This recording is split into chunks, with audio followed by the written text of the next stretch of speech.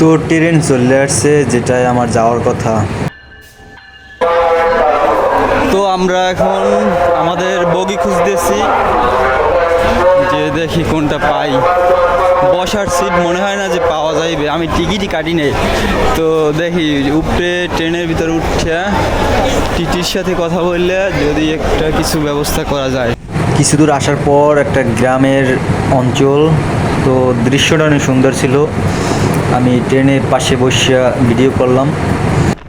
এই ভাইয়ের সাথে দেখা ট্রেনে বসিয়া, তো ওনার বাড়ি ব্রাহ্মণবাড়িয়া। ওনার দেশে গেলে উনি ঘুরাইয়া সব কিছু দেখাইবে। তো বল, আপনি এখানেই থাকবেন, তখন অফিসে আসবে না, আবার আপনার নিয়ে ভিন দেশে দূর মারবে।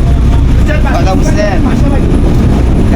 তার সাথে কথা বলছি যে আমি একজন ট্রাভেলার, তো উনি আমারে বসার ব্যবস্থা করে দিয়েছে এবং ফ্রি টিকিট ছাড়া আমারে নিয়ে আসছে। তো উনি আমারে খাবারের ব্যবস্থা করে দিয়েছে। তো ওনার ব্যবহার ভালো ছিল, কিন্তু পরে আবার টাকা চাইছিল কিছু, কিন্তু নেয় নাই পরে আর।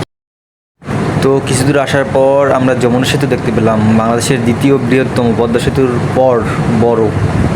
তো এই জায়গা দিয়ে নদী সব শুকিয়ে গেছে, অনেক সুন্দর দৃশ্যটা। রংপুর বিভাগের মধ্যে আসছি, তো এদেশে ধান চাষ চালু হয়ে গেছে এখনই।